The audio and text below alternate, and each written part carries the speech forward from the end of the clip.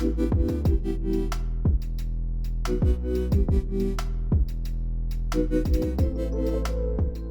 right, welcome back. Welcome back to the QORcast. The best cast in the world. We play games. We play games, we talk about games, and we talk about other games and other orgs. Poorly. in the worst way possible. So we got some news today. First news. News. Danny's a hater, but Multiverse is coming back. LOL, that game lasted 3 months. Let's give it another 3. Well, if any of you don't know, Multiverse is like it's like what do you call those? Like the Smash kind of. They're like Smash fighting game, but it's with the Warner Brothers licensed characters, so like Batman, Adventure Time. So the DC stuff, Cartoon Network stuff. Yeah. I know what's her name from Game of Thrones is in there. Yes. Also that too. Arya Stark. Yeah. So anything owned by Warner Bros. Could be in Multiverse. LeBron James is in there. LeBron is in there from Space Jam. From Space Jam. So not from the NBA. He's from Space Jam. It's LeBron from Space Jam. Yep. So when are they gonna put Jordan in? Because Jordan's in the OG. Are they gonna put it like as a skin? Maybe. I think that's kind of fucked up. I think they should make him his own character. Well, that's the thing. Wait, did Warner Bros. Own the Space Jam back in the 90s? I don't know. Because Space Jam is like a Looney Tunes thing. Oh, okay. So yeah, they should. I think. But the thing is, they have to get approval from the Michael Jordan. Like for example, like all those sports games, you have to get approval from the players. Hey, can we use your likeness in the game? But like a lot of players don't want that. But so you have to ask Michael Jordan, hey, can we add you in this game? So if he says yes, then we'll see him. But I'm guessing that's the only reason he's not in there. So Multiverse is coming back. It's actually fun. It's meant as a 2v2, but in 1v1 it's actually crazy that you have to say it's actually fun. Yeah, it is actually fun because I thought it was good. It was good, but I mean the first do you remember what they did with the first hitbox before they actually changed it? What? It was literally just a cylinder. I think I remember that. And people were complaining about it. We'll have a picture of it, but it was one of the worst hitboxes ever because nobody knows how it is. But then we're like, oh yeah, we fixed it after a month of the game being out. So it's like, hold up, you had this hitbox out the whole entire game. So that's crazy. It was in beta technically, but then they announced this okay, so we're shutting down online. We're shutting it down the game completely. We'll be back because we have to fix the game. Everyone's like, huh? Yeah. Except the thing is, you're making it seem like they were in their prime when they shut the game down. Everyone fucking left. And then they shut the game down. And people are like, oh, they didn't already do that? Not everyone left. It lost 90% of its player base or something in the first month. Everyone hopped on, was like, wow, this is cool. And they left. Well, the thing is, I got an Evo. The first game, it got out. It was an Evo for some reason. So, you would think it would have done better, right? Yeah. It's interesting that it was an Evo, but then it's we're shutting it down right now. Honestly, I kind of the same thing happened, I feel like, to Nickelodeon All-Star Brawl. Mm-hmm. I don't know. I feel I thought Nickelodeon was great. I thought Multiverse was okay. I definitely don't think they're my type of fighting games. I like the health bar-y ones more. But I definitely feel like people in that community, or at least the masses and that type of community, will play games like this and then be like, well, it doesn't feel as good as Smash, Because there's I feel like there's a reason why Smash has been around so long, and I mean people are still playing Melee, which is crazy. Yeah, Smash definitely has some sort of secret formula or whatever for why it's working so well. But I feel like people, you'll get Smash players that'll play Multiverse or play Nickelodeon and be like, yeah, I guess this is kind of cool, but it's not. I like Smash more because it's familiar.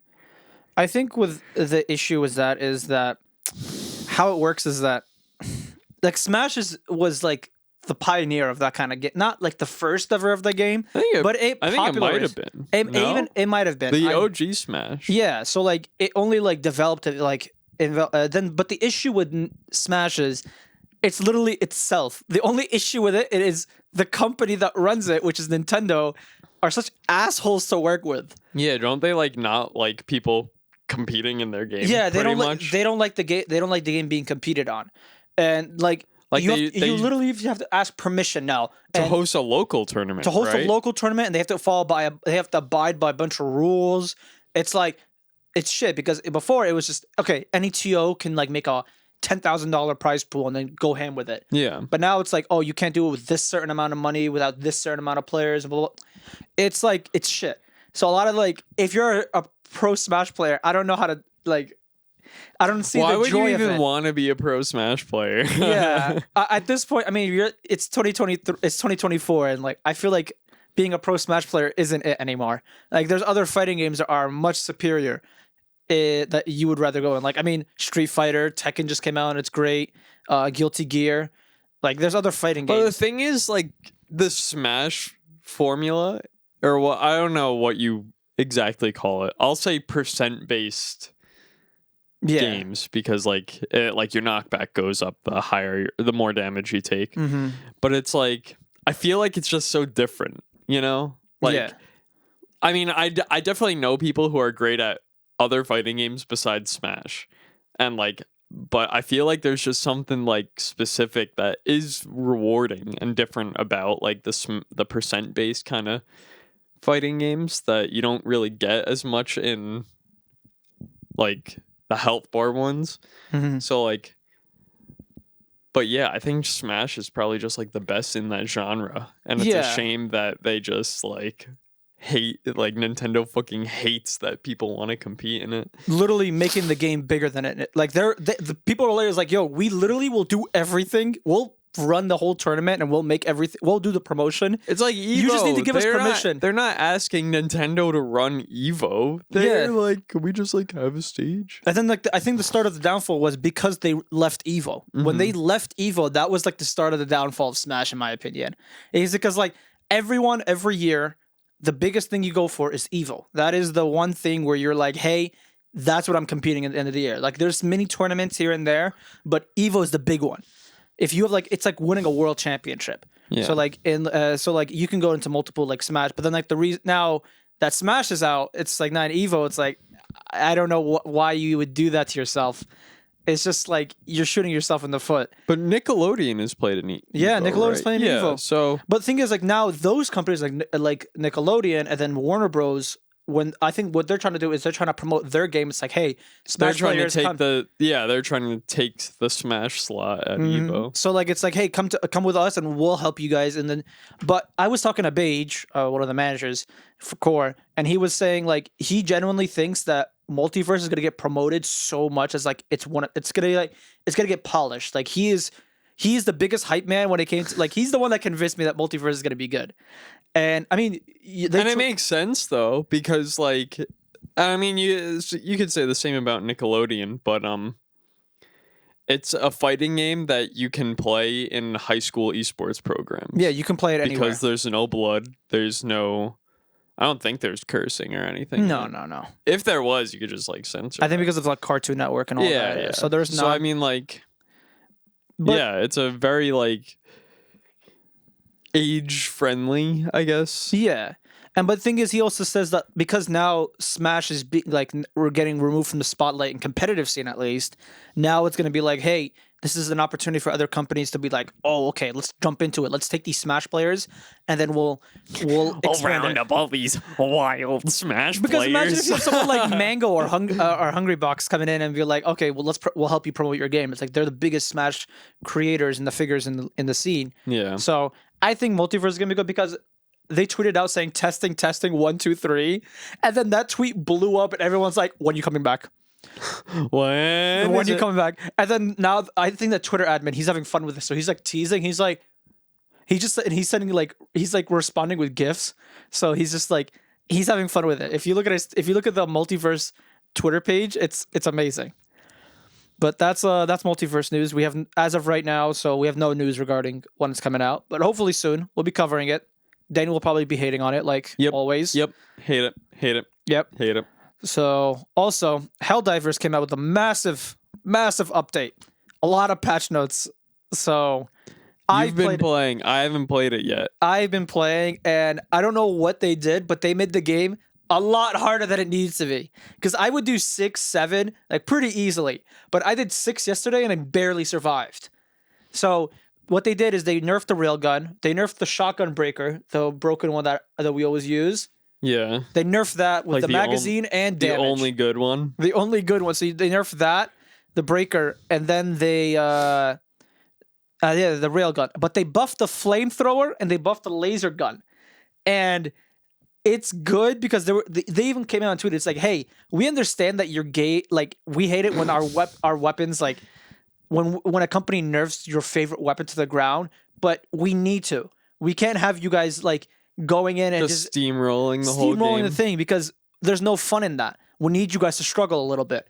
And then the eradication mission, where like all you have to do is just kill like the robots or bugs. Yeah, didn't they like double it or something? It went from 150 to 400 now. Okay. Yeah, I went in there and I was like, you know how it's like just put mortars and then they do all the work. Yeah, honestly, that's fine though, because I feel like you just don't even do anything in those. Yeah. If you're like high enough level, yeah, you just if put you have your like a group of mortars 3 or 4, just drop all the mortars and they just do all the work and you just sit there for like a minute. Yeah, it doesn't even take long. It takes like 30 seconds, 45 But I was playing seconds. it yesterday and I was like, oh, wait, shit. Like, because then you get 200 and it's like, wait, our motors just died and we still have like another minute or 2 before I come back. So now we actually have to go. So you only get half the mission for free now. Yeah. So now it's only now the other half is like, oh, shit. And then like a Bio Titan was spawned sometimes, like, oh, shit.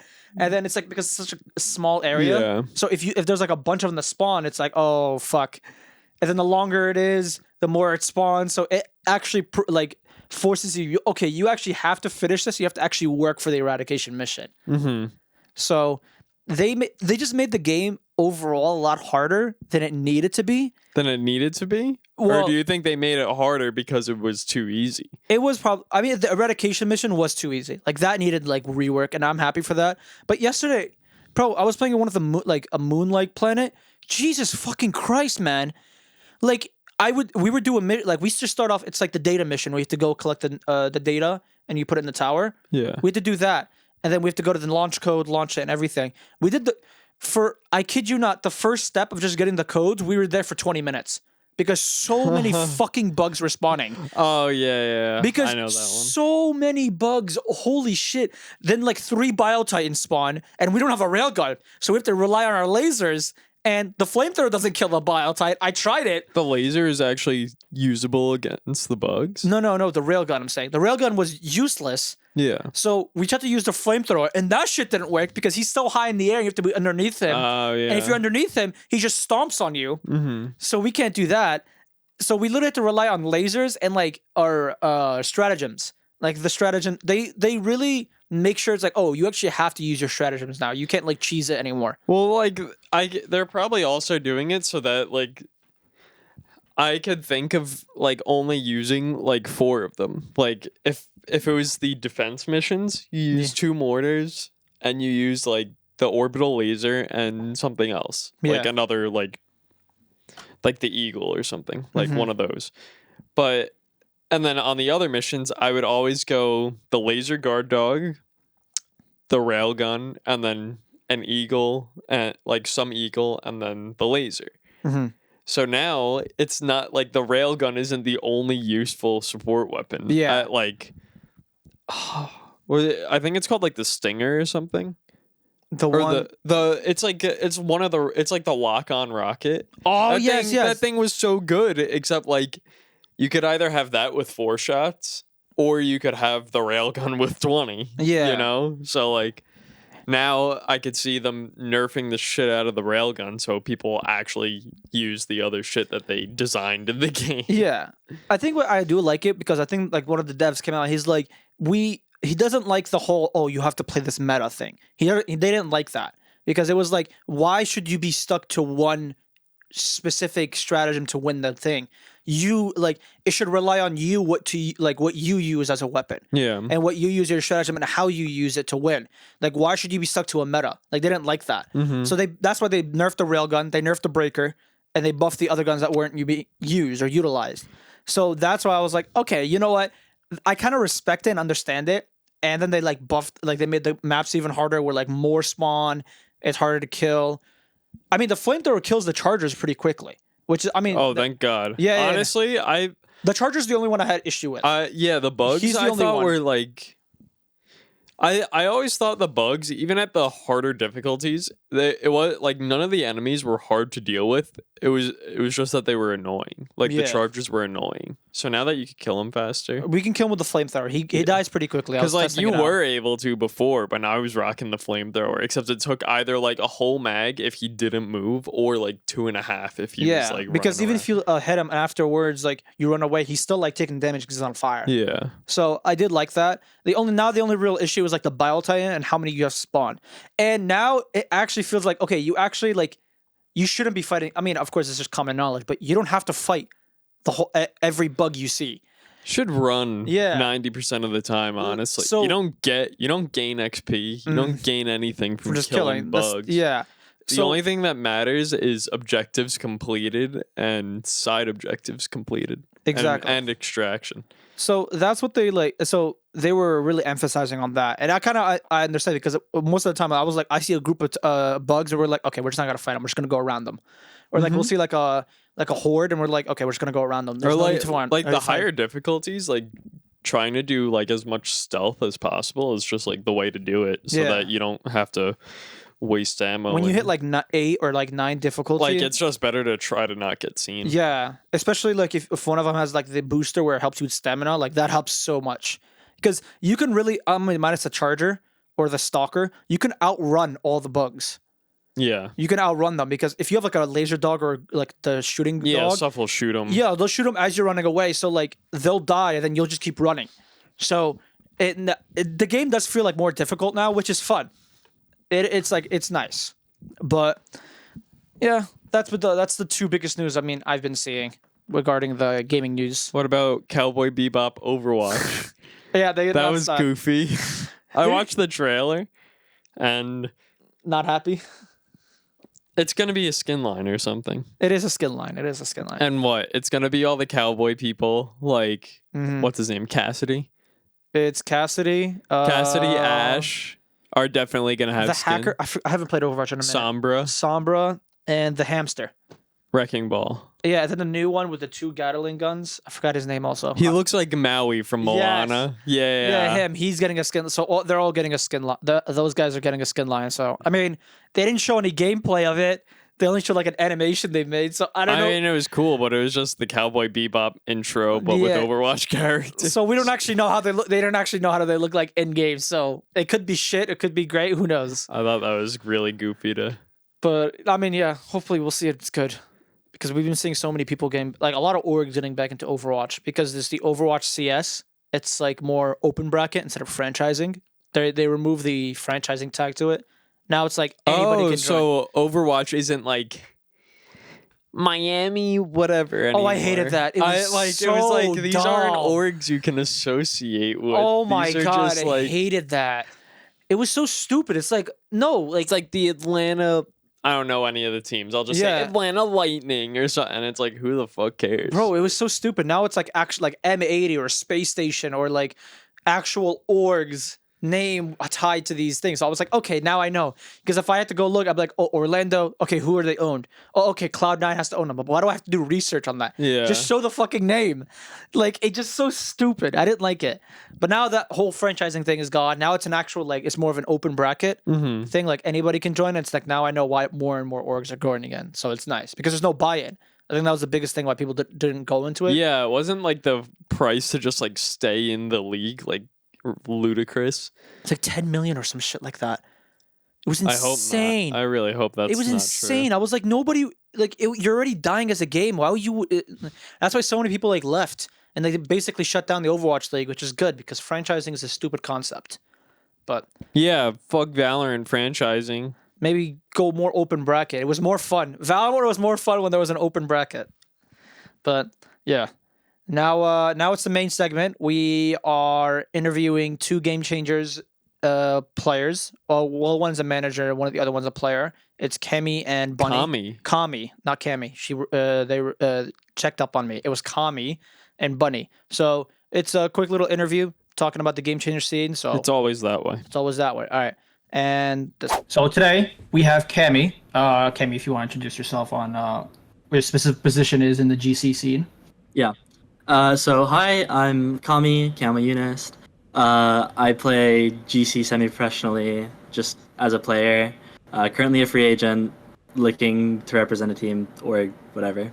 I've been doing it since like 2021. I've been playing Valorant for ever since it came out, and I've been playing in GC since early 2021. Nice. Okay. Nice. Yeah. So you have a lot of you're kind of a veteran in the scene, basically. Mm-hmm. Yeah. Yeah. So so you explained your scene, but also like what are like some things you do in the scene that like you think it can benefit the scene usually, like for the GC scene? Do you think, I know you're a player also, but is there other ways that you think you can better promote the scene in a way? Like, do you do anything, like you host tournaments or any of those stuff or anything? Not really to promote the scene, but to like help out. I do a lot of like coaching, I guess. Like, there have been instances where like players that have just like gotten the scene like will message me about like, hey, what can I do better? Hey, how do I get a team? Hey, how do I like make a proper LFT, right? And so I like to be like not necessarily a pillar, but like someone that people can go to for like advice on those topics, right? Either like, hey, how do I improve as a player? How do I make a proper LFT? How do I make sure my team environment is like working well? Just like general competing questions. So trying to be some sort of like mentor that people can kind of look to. Nice. Okay, so there's a lot of things. Not only as a pro, but you also are a coach in some elements, of course. So another question is, what do you think are the biggest challenges when it comes to the GC scene? So like it could be anything. Like what do you think is the hardest part of it? When it comes to it, you can give me like one or two, up to you. How many things you think are the biggest issues? I'd say the two biggest issues are like lack of motivation, but also lack of opportunities, right? Okay. Ever since franchising, ever since like that whole, ever since the tier 2 ecosystem kind of like died down, right? It's really hard to continue grinding as a free agent, knowing that there's basically only 5 signed spots available at any given time during the year. The only 2 signed orgs that we have left are FlyQuest and Shopify, right? Yeah. And so basically throughout the entire year, every other free agent player that isn't, on FlyQuest or sorry, I said that wrong. Every free agent player, right? Yeah. Or player that isn't signed to either Shopify or FlyQuest is basically vying for the spots on FlyQuest. Those are the only jobs that are like open, you could say, right? Yeah. Because Shopify is undeniably the best NAGC team right now. And so the odds of them making changes or anything are very slim to none, unless one of them goes up and like plays in the tier 2 franchising circuit, right? Sure. So that's like a big issue. There's no like job opportunities, and that kind of snowballs and creates a lack of motivation. A lot of players just don't want to put in the time, effort to grind out and make it to those jobs, right? Like a lot of players in the current circuit, even if they're doing it subconsciously, aren't trying as hard because they know that there's no jobs to be working for, right? It's not back like in 2021, like late 2021, early 2022, when we had like 12 orgs in GC. There was a constant like in and out of players who are signed. There's always job opportunities. There's something to grind for, right? It's a lot more stale, and the prize pools you're playing for are smaller, right? We had just had 2 open qualifiers for GC1, and none of the places make any money, right? Yeah. So even if you were to like, let's say, make top 8 of both open qualifiers, right? Yeah, you would make it to main event, which is like a prize pool, right? But for the time that you spent playing those 2 open qualifiers and practicing for the open qualifiers, you don't actually get compensated for anything. Yeah, that's insane. So it's more of just like it's motivation, but the motivation also comes with like it's also up to the orgs, up to Riot. Yeah. It's like it just seems like there's not enough like love coming to the GC scene, because I mean, we spoke to Bunni before and we were telling her like, that even the tier 2 scene, it's like it barely gets any love. Yep. Like it does get like announcements here and there, but then I look at the GC scene, I'm like, wow, they just feel like they just abandoned it more for the most part. It's like you'll see a tweet here and there about it, but that's it. So what do you think are some like steps? Of course, not like a big thing, but like, what do you think some steps in the right direction do you think Riot could do in order to improve the scene? It could be just small things like here and there. What do you think could improve it, or like maybe attract more orgs to be involved in the GC scene compared to the tier 2 team? So this is a bit of a crazy measure, but it's definitely something that like most GC players will absolutely be like down for. Back whenever franchise was first being rumored, right? There was a rumor that there would be a stipulation that every org that made it to franchising would have to have a GC team, right? Meaning that there would be at least 10 signed GC teams at all time, right? Okay. Well, of course, that's split between NA, LATAM, North South, and Brazil, right? Yeah. So there would realistically only be like 3-4 signed NA GC teams, but that's way better than what we have now with only FlyQuest and Shopify, neither of which are in the franchise circuit. That's a big step, but smaller steps would be like, I don't know if this is gonna happen for the GC main event, but it didn't happen for open qualifiers, which has happened in the previous years. Put GC open qualifiers and closed qualifiers on the main Valorant North America channel on Twitch, right? Yeah. Because if it's not on those channels, it's very unlikely for GC talent and players to get the watch time they deserve, right? There's a lot of really talented GC players that people just don't know about because no one gets to watch the games. There's 200 viewers or something on the Radiant channel per game. I think the most we had was 1,000 after someone rated the Radiant channel, and that was for a single BO3. Yeah, okay. Just do something to get more eyes on the games live to get people excited about it and stuff. Yeah. And that's another thing, right? Orgs, they want the way orgs make money is by having people watch their games, right? Seeing their favorite teams compete, and if that team is signed by an org, right? They have their merch that they sell or whatever. And if people can't watch the games, what's the point of signing that team? Because they aren't getting any exposure from it anyway. Yeah. Right? Yeah. So it's more of just you guys would prefer more exposure than actual maybe prize pools or anything, because with exposure everything else comes trickling down with it. Yeah. So for example, when it comes to exposure, for example, just as simple as hey, can you stream our main North American Valorant Twitch channel? Can you just stream it on that, or the YouTube channel? Can you just stream it on that? And that's more than enough, because it can go prove hey, we're getting some good viewerships, maybe some orgs are interested. But do you also think maybe it's a little hard for orgs to get in? Because of course, at the end of the day, it's a business, and esport is a business. Do you think it's hard for them to get in when, how would it be financially stable? Do you think, what way do you think they could compensate them in a way? Riot could help these orgs that want to be into GC? An idea that I remember floating around, GC, areas was give orgs a stipend, like they do for the franchise league, right? Yeah. Riot gives every org in franchising a certain amount of money. I don't know if it's a year or a month, but they give them a certain amount of money to help pay for player salaries, right? Yeah. And so they could do something similar with GC. If an org enters GC, Riot can give them a stipend of either a percentage of player salaries or just a raw number, right? Where it's 50,000 a year, and we'll give you that much money if you sign a GC team, right? Yeah. So those are that's a very easy way to make it, at least if not profitable for orgs, make it more give more of an incentive, right? Yeah, give them a reason to start trying to build it up. Yeah.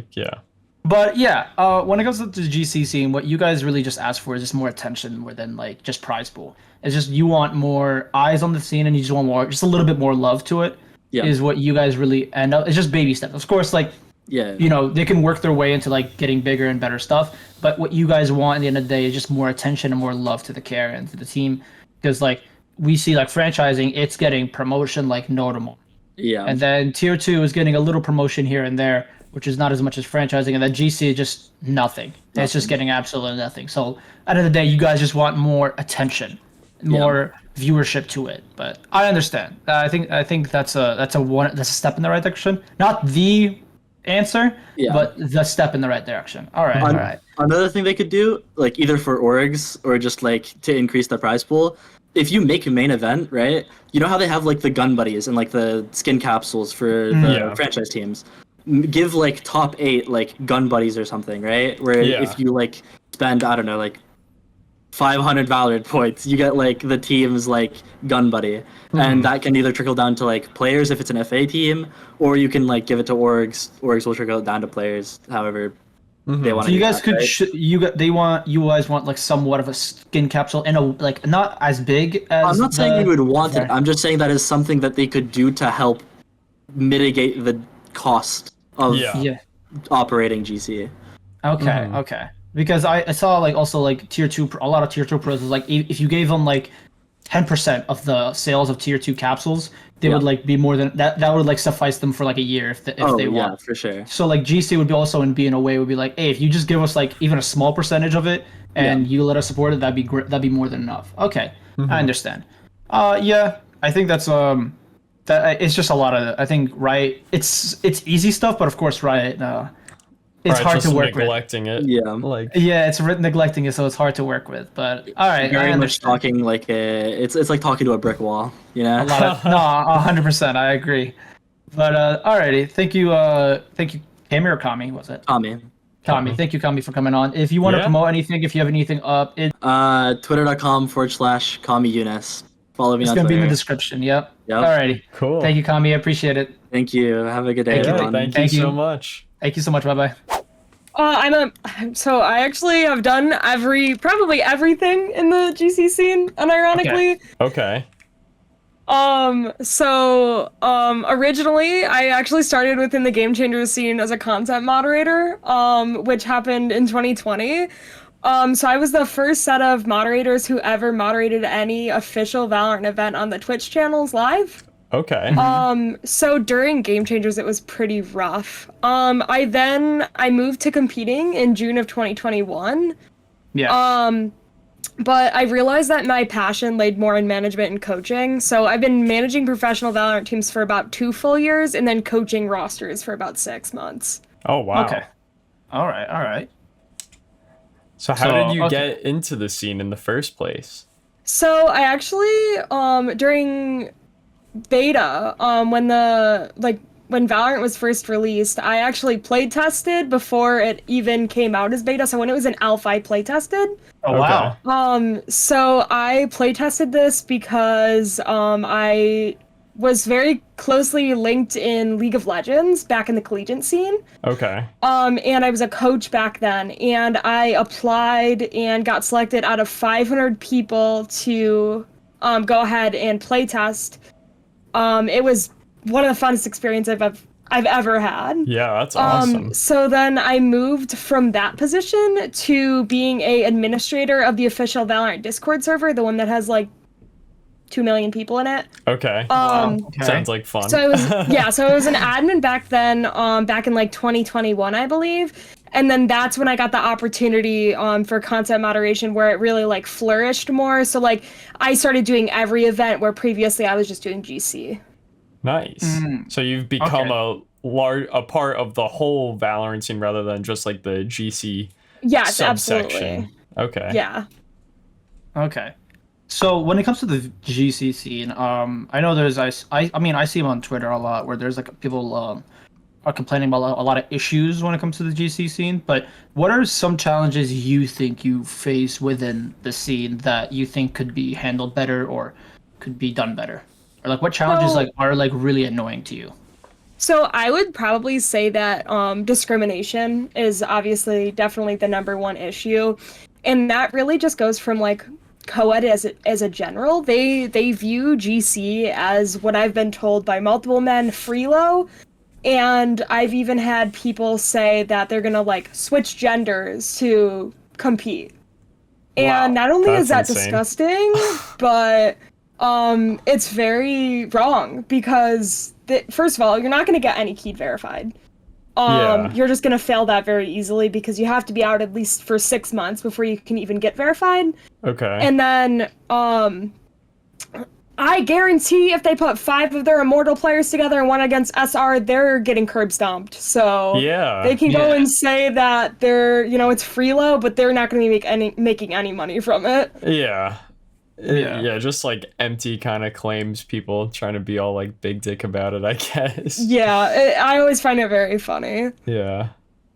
So what would you think that is one way is like you like for example your role? What do you think is one way you could like help make more of like a better impression? Not a better impression, but more just like make them respect you guys in a way.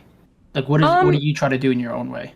In my own way is I definitely try to scrim against these co-ed teams that I know players are on that say like, oh, like I'm better than these players, and then I scrim them, and when I 24 them in a scrim, I'm kind of like, maybe you're not as good as you say you are, especially when my team's just top 16, top 8 every event, but your team is the one that's getting grouped in round of 364 of co-ed. So yeah. So it's the players are saying they're like base tier 3 or like very low tier 2 players, not usually like. They're tier 4 players. They're tier 4. They're not even tier 3 players. They're just like ranked players. Yeah. Yeah, they're ranked players. Yeah, exactly. And I always find it really funny. Like they'll see the VCT Game Changers title and they'll be like, "Oh, you're bad." I'll be like, "Yeah, well, your stats are 0.9 this act." So like. Yeah. So it's not anybody that like that have like any somewhat influence within like. No, absolutely not. They are randoms. Yeah, okay, so the ones that actually do, like, in Tier 2 or Tier 1, they actually have, like, respect for, like, the GC scene. I would say a lot of them do. I have heard, like, accounts from, like, Mel, SR Mel, who was discriminated against by one male player, where she wasn't even offered a trial in Tier 2 because she's a female. Really? Oh, okay. And I'm guessing you can't really say the name. I mean, of course you can't say the name. I understand. Yeah, I can't. I do know who... I have a guess of who it is, but... Okay. I mean, they're not a great player either, so... Okay. But, okay, so yeah, it's a lot of just, like, more of just, like, not the actual, like, practice. It's more of just, like, the discrimination when it comes to, like, the difficulties of GC, is what you would say. Yes, like, I would biggest also issue. say Riot Games is a big part of another issue. They don't make GC as accessible as I would say it should be. There's a lot of times where I have friends who don't even know when the tournaments are happening. And then with the switch from Knights to Radiant, I think Radiant is great. I think Riot Games didn't do a good enough job of saying like, hey, we're switching from Knights to Radiant, make sure you have this information. Because our old GCAs back in 2022 used to have sometimes 64 teams in them. This event, we're down to 16. No way. Yeah, we reduced the cap from, it was supposed to be 32, but so little people signed up that we're a 16-team event. Wow. Yeah, so like Riot has to be doing a better job of like hyping advertising you guys it, yes. up. Yeah. And I think they also need to give more money to Radiant, so that we can have casters during these events, because we didn't even have a caster during our qualifiers. Like, we had no casters during qualifiers at all. Not even volunteer casters. So the volunteer caster came in Open Qualifier 2, and it wasn't even like promoted really by Riot at all. I think at one point I saw they had 7 viewers. Yeah, I saw because me and another player, her name is Chloe, in QOR, we were doing a watch party, and then we were just scrambling because we were watching through Radiant Night, was it? I'm sorry if Radiant. Radiant. We were watching through that, and then we were like, okay, let's find some casters, and then like we had to like literally, it took us like 5-10 minutes to just even like go through the Valorant thing just to find any casters. We found one, but it's kind of messed up because people always complain about like tier 2 Valorant. It's not even getting any love. But then I go and see GC, and I'm like, it feels like a barren wasteland for Riot. Like they do all this to promote it and all that, but it always feels like it doesn't see anything. I mean, that was gonna be the other question is, what do you think Riot can do as like for them to promote it more? Like, what do you think they should do to take steps into making GC a better place, maybe environmentally, stream-wise, anything? So I would say that GC is a stepping stone for players to get into tier 2, and I think we are finally at the point where that is becoming a reality, especially with SR. So I think Riot Games really needs to put in some love into GC. So that can be making a Twitter post explaining what GC is. It can be making sure in the in-game client you can see when GC matches are happening. Which currently are only tier 2 and tier 1 that you can actually see those matches. Yeah. Giving away the title again during next open qualifier would be great. The open there was a Game Changers title during main event last year. Giving those away would make it would increase viewership a lot. Yeah. Because people are more, if they're getting something out of it, they're gonna do it, right? Yeah. 100%. Encouraging orgs to get back into the scene, because we went from, I believe in 2022 we had 10 orgs, we have 2 now. Yeah, it's FlyQuest and SR, right? Yeah, those are the only 2 orgs currently. Okay. So it's just more just like, they're not even trying to make it like, if even something as simple as like a Twitter post, or like just saying, hey, like a someone announcement would be like a good step in the direction, would you say? Absolutely. I mean, they're random tweets that have nothing to do with like anything about the game. Like they had a tweet today that was like, describe your agent in the most confusing way possible. Instead of having those tweets, we should be having more tweets that promote like the actual game itself, because in my opinion, Valorant is going to be the biggest esport at, whether it be this year or next year. I guarantee it's going to overtake League of Legends at one point. Yeah. 100%. Wow. Okay. So there is a lot of issues, but I mean, it's for you. What you're saying is that just simple steps, simple things they can do would really go a long way.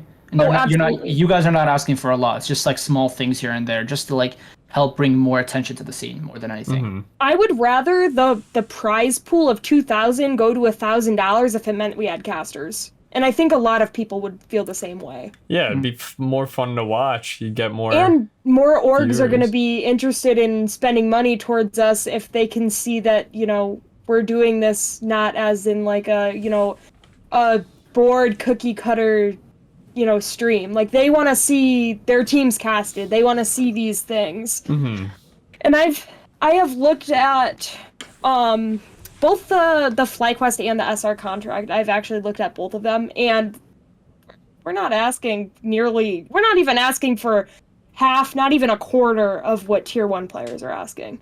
Yeah. It's just enough to get by, basically. Yes. Okay. I understand. All right. Yeah, it's just small stuff. I think you just more attention. I feel like I think what you're saying is more just like bring more attention to it. That's all you ask. Just tweets, making clips, just highlighting players, more casters. I think that's what really is a lot of it. For sure. All right. Thank you, Bunny. I appreciate you. Thank you so much. If you want to tag anything, let us know. If you have any big projects, anything you want to promote, you're more than welcome to do it right now if you'd like. I mean, you can follow my Twitter. It's @thebubbly_bunny. We're gonna leave it in the description. Okay, I post a lot, so sorry. Okay, perfect. Thank you, Bunny. Appreciate it. Thank you so much. Thank you so much. Appreciate it. Have fun at scrims. Bye bye. All right, bye. Welcome back. Hope you guys liked the interview. All right. We are getting we're doing more interviews, so the next few episodes you're gonna see a lot more interviews. Yeah. With different influencers and a lot of people from the Valorant scene. But what have you been playing, my brother? Bro, I've been on the YouTube grind.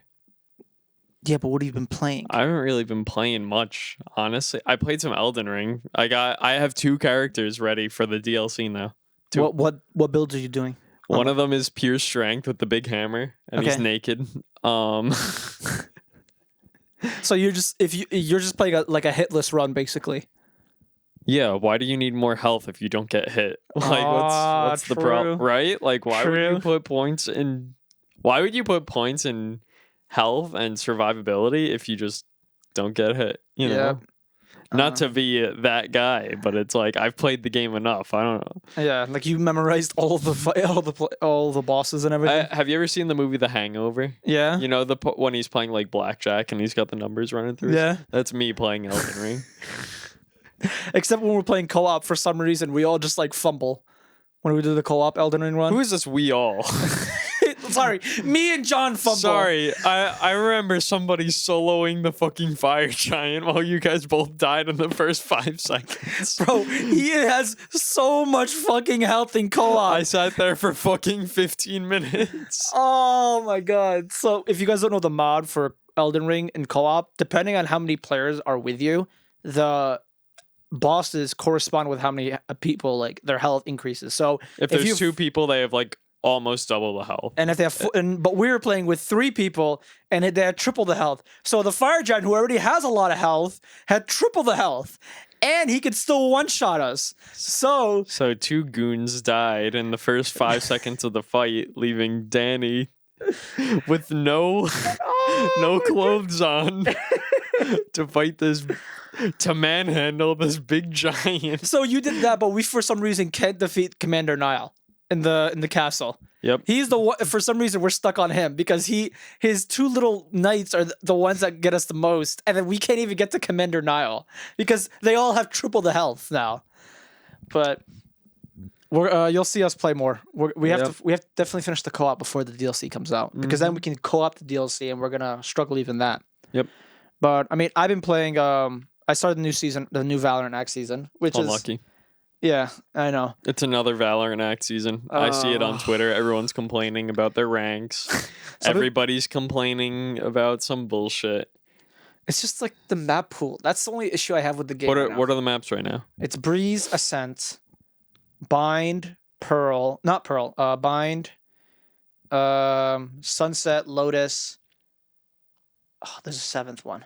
Sunset, Lotus, and Breeze. No, I said Breeze? Yeah, you said Breeze. Lotus, and there's like a 7th map. But the thing Having is, Breeze and Bind in the same map pool is crazy. Is it Icebox? Yes, Icebox. Icebox is the last one, yeah.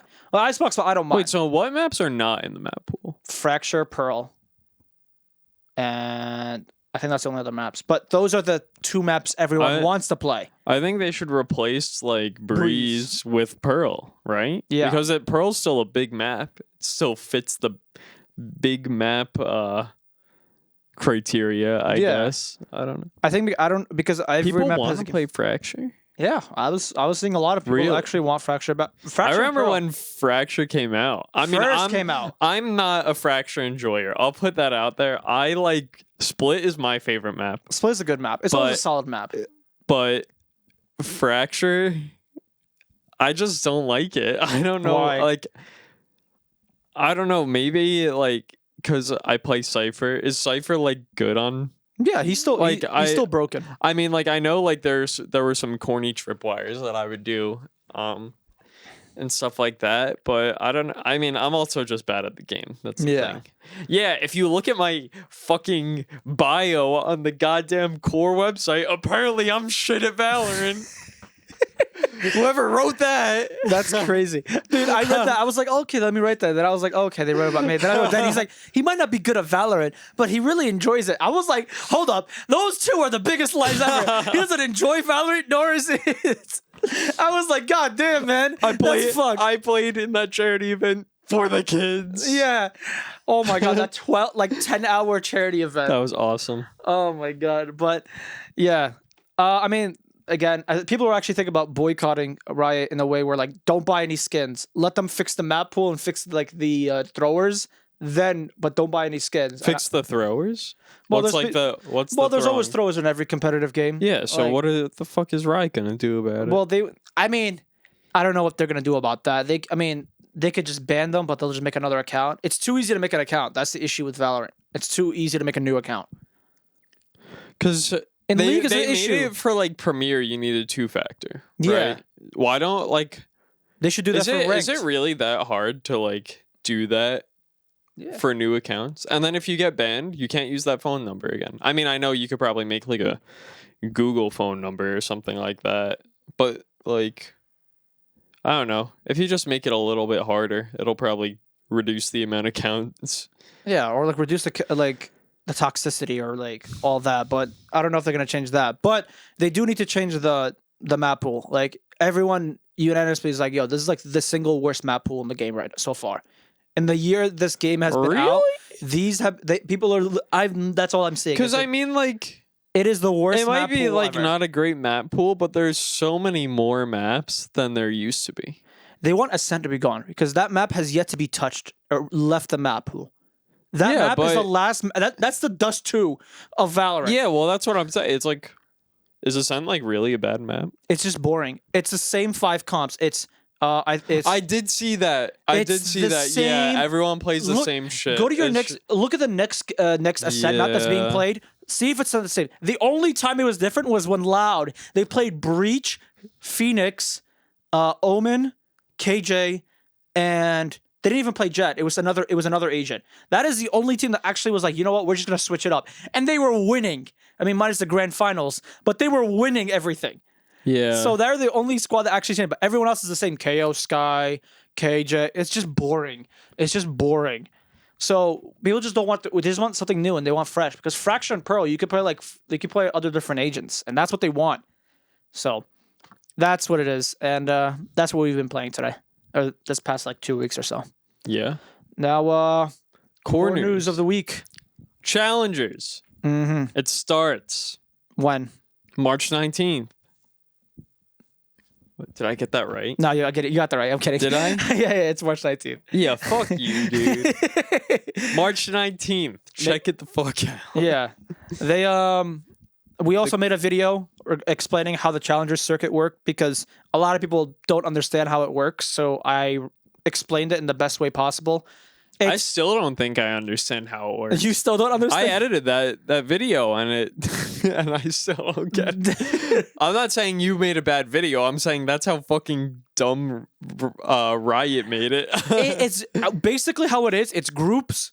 It's a group. It's like there's 10 tiers. Yeah, and you have to keep winning in each how tier it basically to move to works. the next one. There's a group stage, like where it's like you have to get record which in your group. So there's a group stage, a promotional relegation thing afterwards. There's a mid-season cup where you just get some points.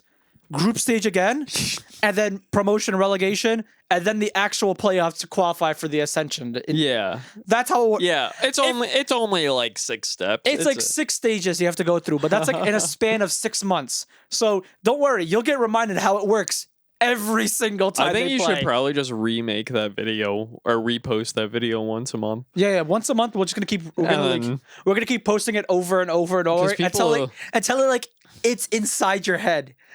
But that's for the core news. But for fighting, Too Easy is playing in the MK1 competition North American qualifier this weekend. He's going to be competing for a spot to be the number 1 MK1 player in North America. So make sure to watch that. He's actually kind of nice. I've been watching his games. I would hope so. No, he's fucking disgusting. He's nice. The thing is, he plays like 4 different other fighting games, which is like, I don't know how you could do that. Yeah, he plays Nickelodeon. He plays Grand Blue. He played Grand Blue, MK, and Street Fighter. He plays for and he played Tekken. I thought too. And I think he dabbles in Tekken a little also. So he plays 5 different things. But Tekken is like 5 games alone. So imagine top of that, you're playing 4 other fighting games. So he's insane. Yeah. So make sure to watch him in the weekend. But that's it for the episode. Appreciate it. Yep. By the next recording, which is in like, 2 weeks, we'll give you guys an update on how the boys are doing. So, yep. See you then, guys. Bye-bye. Bye-bye.